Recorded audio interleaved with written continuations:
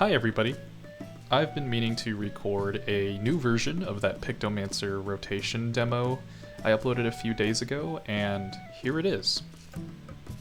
This video is going to include a couple of extra things from the previous one that hopefully makes it easier to follow along, including my own voiceover, where I try to explain some of the decisions I make during the rotation, a little action timeline at the top, and burst and opener infographics showing exactly what to put inside each of those windows.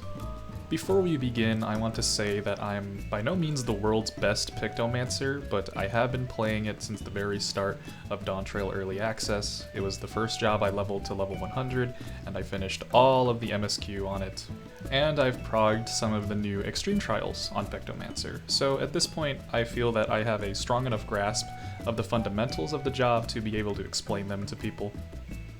I also want to say that I'm standing on the shoulders of giants here. Thank you to all of the Pictomancer theory crafters that have really taken a lot of their own time to figure out the ins and outs of what is a very fun addition to the roster in Final Fantasy XIV.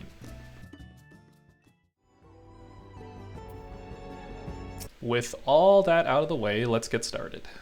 You can see here that I'm playing at a GCD of 2.46. As long as you have enough spell speed to be able to fit everything inside of your opener and 2-minute bursts, then that's plenty of spell speed.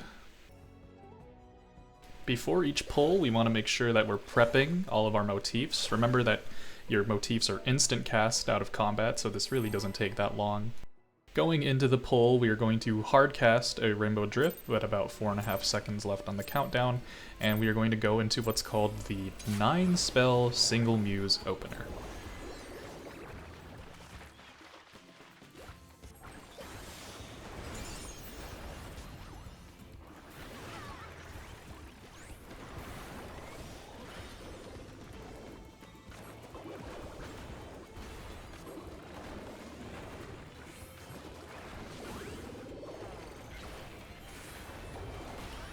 As I finish up my opener, you might notice that I am going to swiftcast a claw motif to fit that clawed muse under my potion.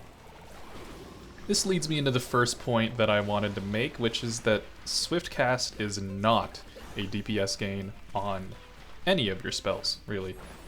Unless it's to fit some sort of extra action under your buffs or potion window like I just did there. This is because none of Pictomancer's spells have cast times that are longer than their recast times, so you do not get to start casting things sooner than you otherwise would have without Swiftcast on Pictomancer. This means that Swiftcast is first and foremost a movement tool for Pictomancers, and at this point you might be wondering to yourself, well, what's a good spell to use Swiftcast on? And ironically, an answer to that would be any of your motifs. While swift casting the motif wouldn't outright increase the amount of damage that you're doing, it would allow you to have 4 seconds of uninterrupted movement time. As we head into our first 2-minute window, there are a few resources we need to prepare beforehand. We need 1 charge of Hammer Muse used up so that we can begin the combo in our burst. You're going to see I get really close to overcapping on the charges of Striking Muse. This is to give me more time to use it inside the buff window. We also need 1 charge of Living Muse, 1 Retribution of the Medine or Mog of the Ages, and a Comet in Black from a previous Subtractive Spectrum combo. Going into the actual 2-minute burst window, you might notice that what I'm doing on the screen isn't exactly matching up with the order of spells shown in the infographic. And this leads me to the next point that I wanted to make, which is that Pictomancer's rotation is extremely flexible. As long as you have all of the right spells and actions fit into buffs, you can do the burst in any order that you want. The same holds true for the opener, and really Pictomancer's rotation as a whole. This gives the job a lot of freedom to adjust its rotation around fight mechanics or periods of heavy movement, and I also think it really ties in nicely to Pictomancer's identity and theming as an artist. And as I exit my burst and begin to go back into this sort of filler phase, you can really see that I'm just kind of doing whatever I want in the moment in terms of rotation. Part of this is because, yes, it's just a striking dummy. I don't have any mechanics I need to adjust around, but part of it also is to illustrate that flexibility in rotation that I had just mentioned. Here I just start kind of jumping around and showing off some of the movement tools you have on Pictomancer, including Comet in Black, Swift Casting the Motif, your Hammer combo, and Holy in White, which I haven't really talked about so far. You may have observed at this point that I'm holding on to 4 charges of Holy in White and not really spending them at all. In a vacuum, Holy in White is a small DPS loss compared to doing just your regular filler combos, which is why we don't really prioritize using it or on preventing overcap on the charges. But if Holy in White would allow you to keep casting during a period of time where you otherwise wouldn't, then you absolutely should be using Holy in White. Going into another 2-minute burst window, again you're going to see the order of spells that I'm doing deviates from the infographic shown, and this is again to reinforce the point that as long as you have everything you need to fit into that burst window, the order of spells does not matter. You can do it in any order that you want. I'm going to stay quiet now because there's only like 1 or 2 more things I wanted to mention, so I'm just going to let this rotation demo play out a little more.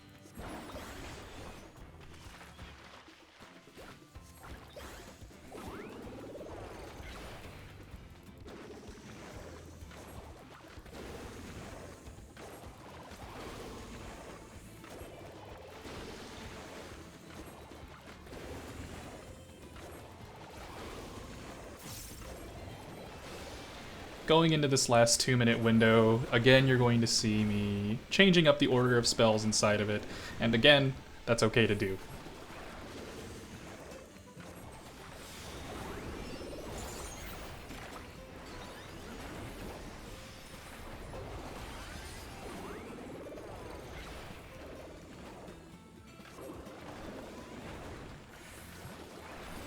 As this 2-minute window ends, I'm going to pretend that this is a boss that's dying soon, and in that case we want to use up all of our remaining charges on our muses. So I'm going to use up this hammer combo, and then on the very last GCD, before the boss dies, you want to swift cast a rainbow drip.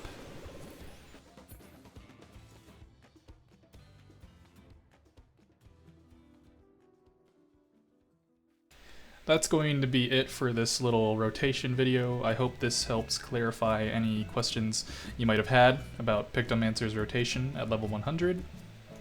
Thanks for watching. My friend told me to say to like and subscribe at the end of this video, so go do that if you feel so inclined, and happy painting. Deuces!